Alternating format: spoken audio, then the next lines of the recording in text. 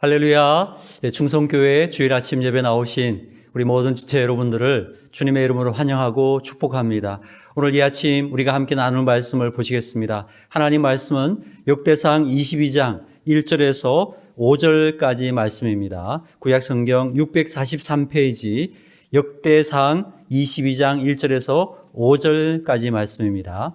본문의 말씀을 다 함께 한 목소리로 봉독하겠습니다. 말씀 봉독할 때에 우리 주님의 세미한 음성이 우리 모두에게 들려지기를 바랍니다. 함께 봉독하겠습니다. 다윗이 이르되 이는 여호와 하나님의 성전이요 이는 이스라엘의 번제단이라 하였더라. 다윗이 명령하여 이스라엘 땅에 거류하는 이방 사람을 모으고 석수를 시켜 하나님의 성전을 건축할 돌을 다듬게 하고, 다윗이 또 문짝 못과 그물 못에 쓸 철을 많이 준비하고 또 무게를 달 수 없을 만큼 심이 많은 놋을 준비하고 또 백향목을 무수히 준비하였으니 이는 시돈 사람과 두로 사람이 백향목을 다윗에게로 많이 수운하여 왔습니다. 다윗이 이르되 내 아들 솔로몬은 어리고 미숙하고 여호와를 위하여 건축할 성전은 극히 웅장하여 만국의 명성과 영광이 있게 하여야 할지라. 그러므로 내가 이제 그것을 준비하리라 하고 다윗이 죽기 전에 많이 준비하였더라. 아멘. 말씀 나누기 전에 함께 기도드리겠습니다. 하나님 아버지, 복된 주일 부활의 아침을 열어주심을 감사드립니다. 어둡고 긴 코로나의 터널을 지나가고 있는 우리들, 때로는 지치고 때로는 곤하지만 언제 어디서나 빛 대신 주님만 바라보며 믿음으로 힘차게 소망으로 기뻐하며 사랑으로 아름다운 삶을 살아갈 수 있도록 인도하여 주시옵소서. 오늘 예배 가운데 성령의 기름 부으심이 함께 하시고 주님의 영광을 맛보게 하시고 그 은혜로 우리의 상처난 심령들을 치유하시고 회복해 하시는 귀한 시간 되게 인도하여 주시옵소서.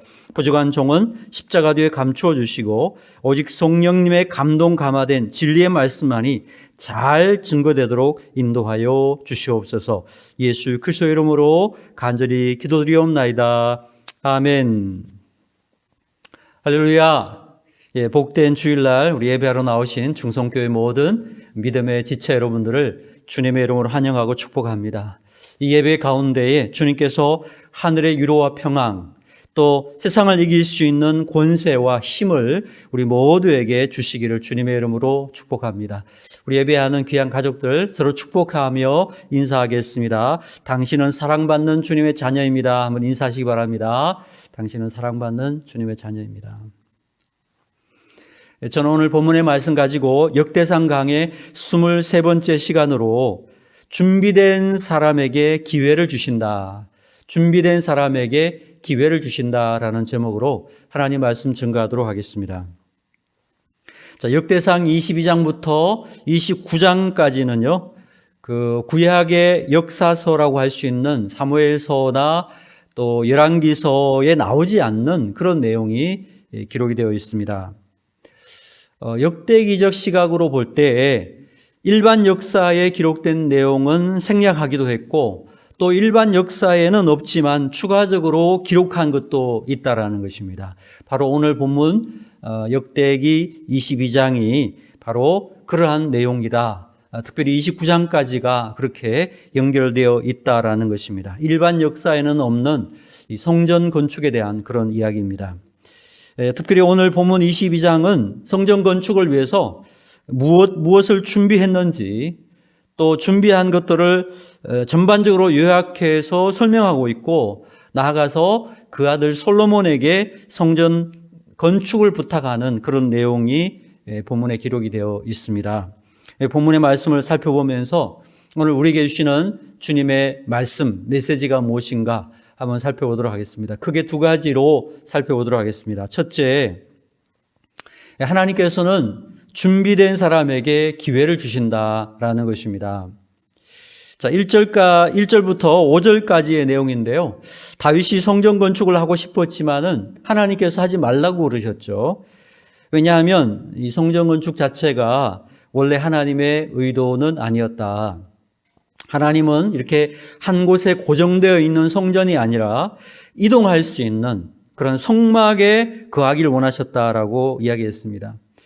또 다윗은 전쟁을 하면서 너무 피를 많이 흘렸기 때문에 이 칼에 피를 묻힌 그러한 왕이 하나님의 성전을 건축하겠다고 하면 거기에 동참하는 사람들이, 헌금을 하는 사람들이 기쁨과 자원함으로 할 수 없을 가능성이 많지요.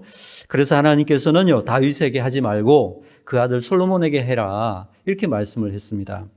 대신 하나님은 다윗의 이 귀한 마음을 받으시고 다윗의 후손과 가문에게 복을 주시겠다, 이렇게 약속했다라는 것을 우리가 이미 살펴보았습니다. 다윗은 하나님께서 자신을 통해서 성전 건축을 원하지 않으신다는 것을 알고 어떻게 했는가? 성전 건축을 할 재료들을 준비하기 시작했다라는 거죠. 자, 그것이 1절에서 5절까지에 나오는 내용인데요. 1절에서 5절까지 등장하는 단어 중에서 가장 많이 등장하는 단어가 뭔지 아세요? 네, 준비라는 단어입니다. 준비. 자, 우리 1절에서 4절까지 말씀 한번 먼저 봉독하겠습니다. 1절에서 4절까지를 다시 한번 봉독해 보겠습니다. 시작. 다윗이 이르되 이는 여호와 하나님의 성전이요 이는 이스라엘의 번제단이라 하였더라. 다윗이 명령하여 이스라엘 땅에 거류하는 이방 사람들을 모으고 석수를 시켜 하나님의 성전을 건축할 돌을 다듬게 하고, 다윗이 또 문짝 문과 거물 못에 쓸 철을 많이 준비하고, 또 무게를 달 수 없을 만큼 심이 많은 놋을 준비하고, 또 백향목을 무수히 준비하였으니 이는 시돈 사람과 두로 사람이 백향목을 다윗에게로 많이 수운하여 왔습니다. 아멘. 자, 여기 2절에 보면 이방 사람들을 모으고라는 말씀이 있죠. 건축에서 제일 중요한 것이 무엇이겠습니까? 인부들이 있어야 된다는 거죠. 일할 일꾼들이 있어야 되는데 그 일꾼들을 모았다라는 것입니다. 또 석수에게 돌을 다듬게 했다라고 되어 있죠. 성전에 들어갈 그 기초석을 다듬는 일들, 이런 일들은 정교하게 작업을 해야 되기 때문에 석수들이 많이 필요합니다. 그 석수들을 모아서 돌을 다듬게 했고요. 또 그 나무와 나무 사이를 이으려면 못이 필요합니다. 그래서 못은 철로 만들어야 되는 거죠. 구리 같은 거는 너무 약하기 때문에 철로 만들어야 되는데 그 못을 만들 철을 많이 준비했다. 여러분, 당시 그 연대를 계산해 보면 완전한 철기 시대가 아니고 청동기 시대라고 할 수 있습니다. 그래서 사울 왕 시대에 보면은 철로 된 칼을 가지고 있는 사람이 이스라엘에 딱 두 사람밖에 없었다는 거예요. 한 사람이 사울 왕이고 또 한 사람이 왕자 요나단이었습니다. 그처럼 철은 너무너무 귀한 그런 재료였습니다.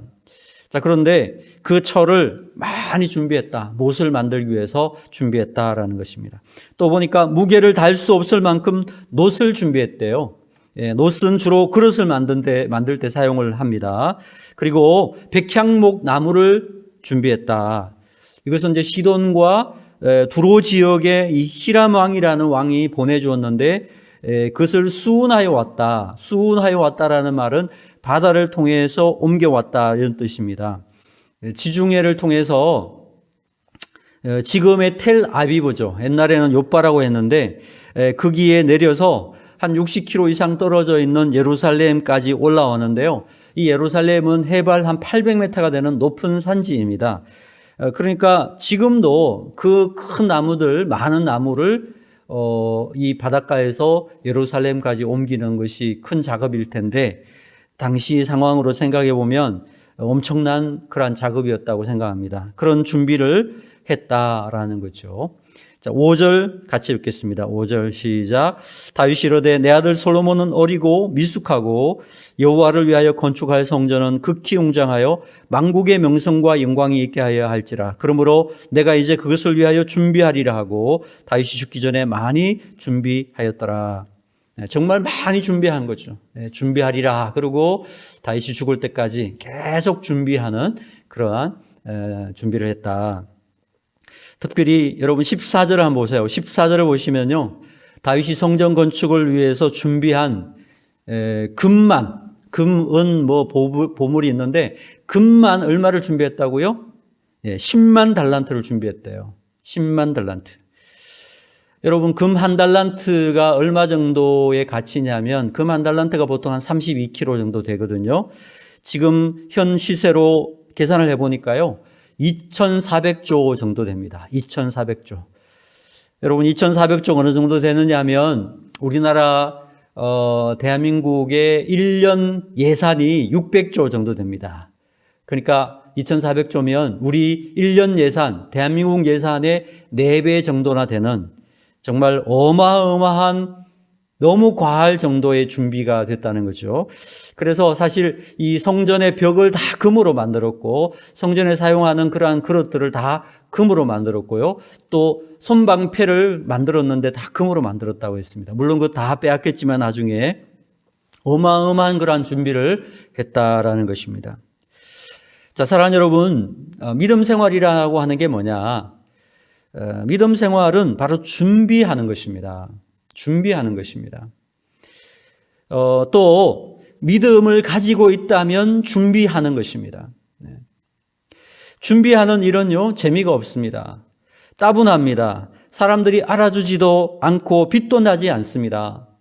그러니까 많은 사람들이 준비를 대충 하기도 하는데요. 사실 이 준비하는 것이 훨씬 더 중요한 일이라는 것입니다. 여러분, 수험생이 시험장에 가서 시험 보는데 길어봐야 1시간입니다. 그렇죠? 1시간 동안 시험 보기 위해서 얼마를 준비했을까요? 그 사람에게는요, 정말 오랫동안 준비하지 않았겠어요? 저도 지난 주간에 학기를 종강하면서 이 비대면 수업을 진행하고 또 비대면 시험을 치게 됐는데 컨닝하지 못하게 하려고 시험 시간을 되게 짧게 주었거든요. 그래서 읽고 5초 안에 풀지 못하면 시간이 모자라도록 그렇게 문제를 냈는데 어떤 의미에서 준비가 충분히 된 사람은 5초도 많이 준 거죠. 그렇죠? 읽으면 바로바로 답을 알 수 있는 그건 준비죠, 준비. 준비가 많이 된 사람은 그만큼 성공을 할 확률이 높다. 이렇게 볼 수 있다라는 거죠. 여러분, 설교도 그렇습니다. 제가 여러분들에게 말씀을 증거하기 위해서 이렇게 한 30분 설교하지만 이 30분 설교하기 위해서 많은 준비를 하겠죠. 그렇죠? 예. 기도하면서 또 성경을 연구하고 주석서를 보면서 성령님의 감동을 따라서 그렇게 준비를 해서 나오는 거 아니겠습니까? 예. 그래서 어떤 분이 그랬어요. 준비가 50%다. 준비를 철저하게 또 충분하게 했느냐 안 했느냐 이것이 바로 승패를 나누게 된다라는 것입니다. 그렇죠, 여러분? 사랑하는 여러분, 이런 의미에서요, 우리가 참 준비하는 일에 굉장히 신경을 쓰고 준비를 많이 하는 삶을 살아가야 된다라는 것입니다. 여러분, 우리 하나님 아버지, 그 하나님은 어떤 하나님인가? 준비하시는 하나님이시라는 것입니다. 창세기 22장에 보니까 그 유명한 아브라함이 자기 아들 이삭을 모리아산에 번제로 드리는 이야기가 나옵니다. 하나님께서 어느 날 아브라함에게 100세 얻은 아들 이삭을 모리아산에서 번제로 드리라고 명령하셨어요. 정말 어이가 없는 그런 명령입니다. 모리아산으로 올라가는 길에 아들 이삭이 아버지에게 질문을 합니다. 아버지, 번제에 쓸 나무와 불은 있는데 재물은 어디에 있습니까? 참 뼈아픈 그러한 질문이라고 할 수 있습니다. 그때 아브라함이 이삭에게 이렇게 대답을 했습니다. 창세기 22장 8절에 보니까 아브라함이 이르되 내 아들아 번제할 어린 양은 하나님이 자기를 위하여 친히 준비하시리라 하고, 아브라함은 지금 어떤 하나님을 믿고 제사하러 올라가고 있습니까? 준비하시는 하나님이셔요. 하나님께서 다 준비하고 계신다. 아브라함은 지금 아들을 번제로 드리라는 하나님 말씀을 다 이해하고 있지는 않은 것 같아요. 그러나 그 하나님께서 이 모든 것을 준비하고 계실 것이다. 준비하시는 하나님을 온전히 신뢰했던 것입니다. 그 말씀은 이해를 다 못하지만 분명히 하나님은 준비하시는 일이 있을 것이다. 그래서 모리아산에 올라가서 아들을 결박해서 아들을 잡으려고 칼을 빼는 순간에 하나님께서 아브라함을 부르십니다. 급하게 부르시죠. 2번이나 부르셨어요. 아브라함아, 아브라함아. 여러분, 하나님이 이때 하나님이 아브라함 부르셨을 때 아브라함은 어떤 생각을 했겠습니까? 그러면 그렇지. 하나님께서 뭔가 준비하셨겠지. 이런 생각하지 않으셨겠어요? 창세기 22장 13절에 보니까 아브라함이 눈을 들어 살펴본 즉 한 순양이 뒤에 있는데 뿔이 수풀에 걸렸는지라 아브라함이 가서 그 순양을 가져다가 아들을 대신하여 번제로 드렸더라. 그러면 그렇지. 하나님은 준비하고 계시지. 그래서 주위를 살펴봤더니 하나님이 준비해 놓으셨던 순양이 거기에 있었다라는 것입니다. 그래서 아브라함은 그곳 이름을 가리켜서 여호와 이레, 준비하시는 하나님이라고 불렀다라는 것입니다. 사랑하는 여러분, 우리 하나님은 준비하시는 하나님이신 줄로 믿습니다. 모리아산에서 순양을 준비해 주신 그 주님께서는요, 지금도 우리가 앞으로 가서 살게 될 처소를 준비하고 계신다라고 말씀하고 있습니다. 요한복음 14장 2절에 보니까 내가 너희를 위하여 처소를 예비하러 가노니 가서 너희를 위하여 처소를 예비하면 내가 다시 와서 너희를 내게로 영접하여 나 있는 곳에 너희도 있게 하리라. 지금도 주님은 우리가 그할 처소를 준비하고 계신다라는 것입니다. 천국에서 우리가 머물 수 있는 그러한 장소를 준비하고 계시다는 것입니다. 그 하나님께서는 지금도 우리 앞서가시면서 우리의 앞길을 인도하시고 앞길을 준비하고 계신 하나님이시라는 것입니다. 우리가 어디로 가야 할지, 또 무엇을 해야 할지, 우리가 방황할 때 친히 우리의 미래를 이끌어 주시고 우리의 미래의 일들을 준비하시는 하나님이시다. 여러분 믿으십니까? 아멘. 사랑하는 여러분, 하나님께서 이렇게 준비하시는 하나님이시라면 그 자녀들인 우리도 마땅히 준비할 수 있는 그러한 백성이 되어야 된다라는 것입니다. 여러분, 믿음으로 살아간다는 뜻이 무엇이겠습니까?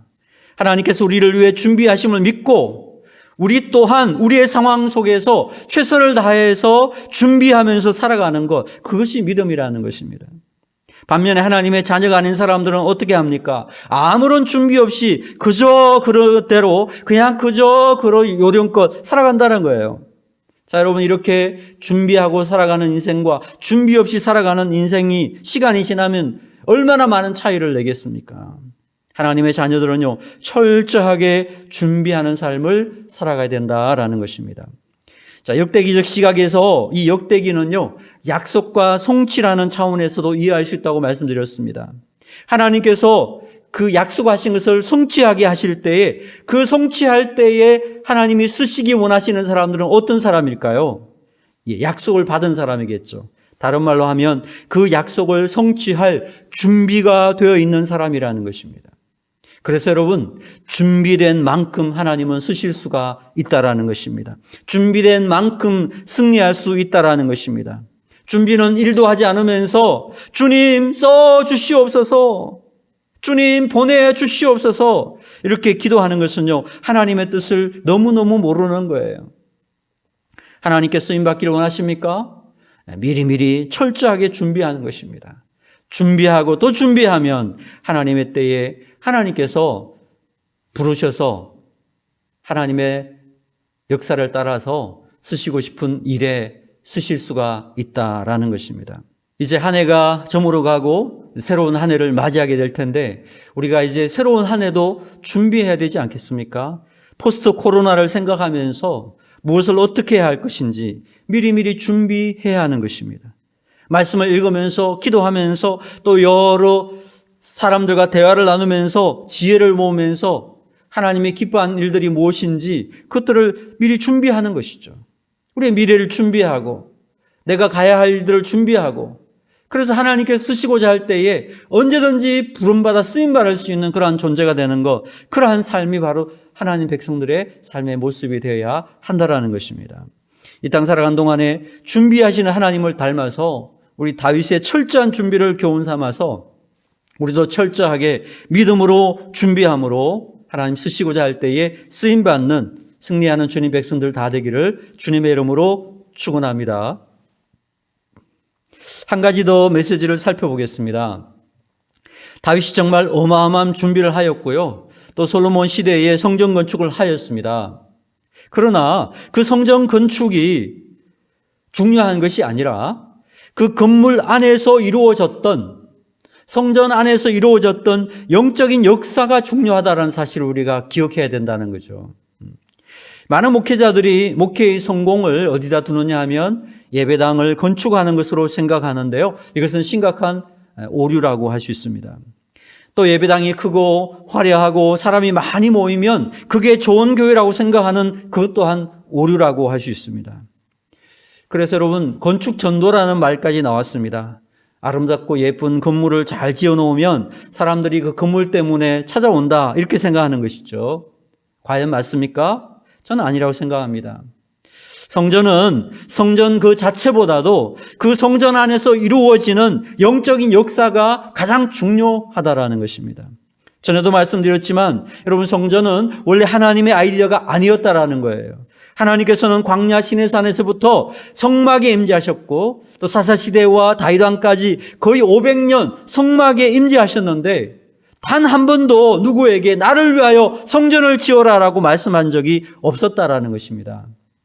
여러분, 생각해 보십시오. 아니, 하늘이라도 하나님이 거하시기에 좁을 텐데 이 성냥갑만한 그러한 성전에 하나님이 거하신다는 게 말이 안 되는 것이죠. 다윗이 자기 궁궐을 너무 화려하게 좋게 지었으니까 괜히 그냥 죄송한 마음에 성전을 지어드리고 싶어서 말씀드린 것이지, 또 그 마음이 너무나 귀해서 하나님이 기쁘게 받아주시고 그래서 마지못해 허락하신 것이 성전인 거예요. 하나님의 이 성전 건축은 하나님의 원래 계획이 아니었다는 거, 명령하신 적이 없다라는 사실을 우리가 기억할 필요가 있습니다. 자, 여러분, 하나님의 아이디어는요, 성전이 아니라 성막이라는 사실을 기억해야 합니다. 성막은 한마디로 말하면 텐트입니다. 텐트. 언제든지 이동할 수 있는 것이 성막입니다. 무슨 뜻이죠? 하나님의 백성들이 움직이면 같이 움직이면서 내 백성과 함께 하겠다. 하나님은 이 메시지를 주고 싶었다는 것입니다. 여기에 정말 중요한 신학적인 개념이 들어있다는 것입니다. 성막은 원래 하나님의 아이디어이고 하나님이 우리와 함께 하신다, 이 의미가 중요하다면요, 여러분 기억하십시오. 교회는 절대로 건물에 매이면 안 되는 것이고, 교회는 신학적으로 성전의 개념에서 나온 것이 아니라 성막의 개념에서 나온 것이라고 할 수 있다라는 것입니다. 교회는 성막의 개념 위에 세워져 있다라는 것입니다. 그러니까 하나님의 백성들이 모이는 그곳이 바로 하나님의 나라가 되는 것입니다. 하나님의 백성들이 어디에 모이든지 모이는 그곳이 교회가 되는 것입니다. 절대로 건물에 얽매이는 것이 아니라는 것입니다. 그래서 요즘요, 예배당을 짓지 않고 학교나 강당 같은 건물을 빌려서 주일 예배를 드리는 그런 교회들이 있는데 정말 교회의 본질에 접근하고 있다라고 생각합니다. 코로나19 중에도요, 우리가 교회를 지속할 수 있는 것은 각 가정이 바로 믿음 안에서 하나님의 임재가 임하면서 가정이 바로 교회가 될 수 있기 때문에 가능하다는 것입니다. 만약 건물이 교회라면 2년 전에 교회가 문 닫을 때, 예배를 못 드리게 될 때 교회는 다 문 닫아야 되는 거죠. 그렇지 않습니까? 그런데 교회들이 코로나 중에도 여전히 부흥하고 있고 여전히 하나님 나라를 이루어가고 있다는 것입니다. 여러분, 초대교회를 보면요, 교회가 각 가정에서 모였다는 기록이 있습니다. 예를 들면 오늘은 김 집사님 가정에서 모이고 다음 주에는 최 집사님 가정에서 모이는 식으로 모였다는 거죠. 물론 저는 건물이 때로는 굉장히 필요할 때가 있다고 생각을 합니다. 우리 충성교회도 교회가 세워지고 건물 없이 30년 정도 모였다가 너무 이 건물이 참 필요하더라고요. 그래서 하나님 기도하고 이 건물을 우리가 지금 하나님이 주셨는데, 그럼에도 불구하고 이 건물은 필요를 위해서, 효용성을 위한 것이지 이 건물 자체가 어떤 신령함을 가진다든지 교회의 본질이 될 수는 없다라는 사실을 기억하라는 것입니다. 장소를 넘어서서 교회는 하나님이 함께 하시는 하나님의 임재하심이 가장 중요하다는 것입니다. 마태복음 18장 20절에 보니까 두세 사람이 내 이름으로 모인 곳에는 나도 그들 중에 있느니라. 두세 사람이 내 이름으로 모인 곳, 예배하는 곳, 기도하는 곳, 봉사하는 곳, 선교하는 곳, 그곳이 어디든지 주님의 이름으로 모인 곳에는 주님께서 임재하시겠다고 약속하신 것입니다. 이것은 건물의 개념이 아니라 그 모임의 중요한 것이죠. 모이는 거기가 바로 교회가 된다는 것이고 하나님 임재가 임한다는 뜻 아니겠습니까? 여러분, 역사적으로 생각해 보십시오. 솔로몬의 성전이 파괴되었습니다. 스룹바벨의 성전이 파괴되었습니다. 헤롯 성전이 파괴되었습니다. 거기에 지금 이슬람 사원인 황금도움이 세워져 있습니다. 유대인들은 지금도 꿈꾸고 있어요. 이 황금도움을 파괴하고 거기에 하나님의 성전을 건축하게 되면 그것이 하나님의 영광을 위한 것이라고 생각하고 지금도 그것을 위해 기도하고 있습니다. 통곡의 벽에서 회복하게 해달라고 계속 기도하고 있습니다. 어떤 신학자들은 말합니다. 이 황금독이 파괴되고 거기다가 예루살렘 이스라엘이 성전 건축을 하게 되면 종교 전쟁이 일어나면서 역사의 아마겟돈 전쟁, 인류 최후의 전투가 벌어질 것이다, 이렇게 예언하는 사람도 있습니다. 어떻게 보면 역사적으로 하나님은 성전들을 끊임없이 허물었다, 이렇게 생각할 수 있어요. 하나님이 허물으신 거예요. 그런데도 골수 근본주의자들은 거기에 하나님의 성전이 세워져야 된다, 그게 하나님 뜻이라고 주장하고 있습니다. 저는 아니라고 생각합니다. 하나님의 아이디어는요, 성전이 아니라 성막이라는 것입니다. 하나님의 임재가 있고 그 백성과 함께 하신다. 이 하나님의 임재가 바로 하나님의 뜻이라는 거예요. 그래서 우리가 기도하고 또 예배하고 또 봉사하고 선교할 때마다 하나님의 임재가 임하게 되는 것, 그 하나님의 임재가 임하는 그 순간에 우리 자신들이 바로 하나님의 성전이 되는 것입니다. 고린도전서 3장 16절에 보니까 너희는 너희가 하나님의 성전인 것과 하나님의 성령이 너희 안에 거하시는 것을 알지 못하느냐. 우리가 성전이라고 했어요. 우리가 성전인 것입니다. 하나님의 성령께서 임재하시면 우리 각 사람들이 예수 그리스도 안에서 성전이 모여서 교회가 이루어진다라는 것입니다. 에베소서 2장 20절에서 22절에 보니까 너희는 사도들과 선지자들의 터 위에 세우심을 입은 자라. 그리스도 예수께서 친히 모퉁이 돌이 되셨느니라. 그의 안에서 건물마다 서로 연결하여 주 안에서 성전이 되어가고 너희도 성령 안에서 하나님의 거하실 처소가 되기 위하여 예수 그리스도 안에서 함께 지어져 가느니라 말씀하셨습니다. 여기 보면요, 성전이 되어가고 또 지어져 가느니라, 이런 말씀이 있습니다. 여러분, 성전은 완성되는 것이 아니라 완성되어 가는 것이래요. 또 지어져 가는 것이라고 말씀하고 있습니다. 그래서 우리가 예수 그리스도 이름으로 모이면 그곳이 성전이 되어 가는 것입니다. 함께 지어져 가게 되는 것입니다. 그것이 우리 가정에서 모이면 가정에서 교회가 지어져 가는 것이고, 회사에서 모이면 회사가 성전이 지어져 가는 것이고, 길거리에서 모이면 거기가 바로 하나님의 임재 장소가 된다라는 것이에요. 이렇게 엄청나게 유연하고 언제나 움직일 수 있는, 그래서 항상 하나님이 함께 하시는 그 임재의 장소, 바로 그것이 교회라는 것입니다. 교회를 통해서 우리는 경험하는 것입니다. 바로 이것이 교회의 강력함이라고 할 수 있는 것입니다. 오늘도 마찬가지입니다. 하나님께서는 건물이 아니라 보이지 않는 우리 각 사람 위에 임하심으로써 우리 한 사람 한 사람들이 성전으로 서로 연결되면서 지어져 가는, 마침내 예수 그리스도의 지체로서 거룩한 교회가 된다라는 것이죠. 우리가 하나님의 성전을 생각할 때, 또 다윗이 지은 성전을 생각할 때 이 부분을 놓치면 안 돼요. 그 성전의 웅장함과 화려함만 보면 안 됩니다. 하나님이 원하시는 디자인, 원래 디자인을 바라봐야 된다는 거죠. 그 성전 안에서 일어났던 하나님의 놀라운 임재와 그 영광, 이런 것들을 우리가 교회 안에서, 오늘날 이 교회 안에서 볼 수 있을 때에 우리는 이 본문의 말씀을 마음 가운데 진정으로 담을 수 있는 그러한 준비가 된다라는 것입니다.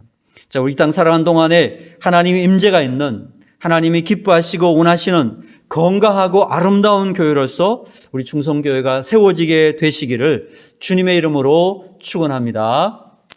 기도드리겠습니다. 주님, 준비하시는 하나님을 닮아 우리도 믿음으로 준비하는 모든 지체가 되도록 인도하여 주시옵소서. 보이는 건물이 아니라 보이지 않는 하나님의 임재와 그 임재 안에서 연결되고 하나 되는 교회의 신비로운 은혜를 우리 모일 때마다, 기도할 때마다 경험하도록 은혜 베풀어 주시옵소서. 예수 그리스도의 이름으로 축복하며 간절히 기도드리옵나이다. 아멘.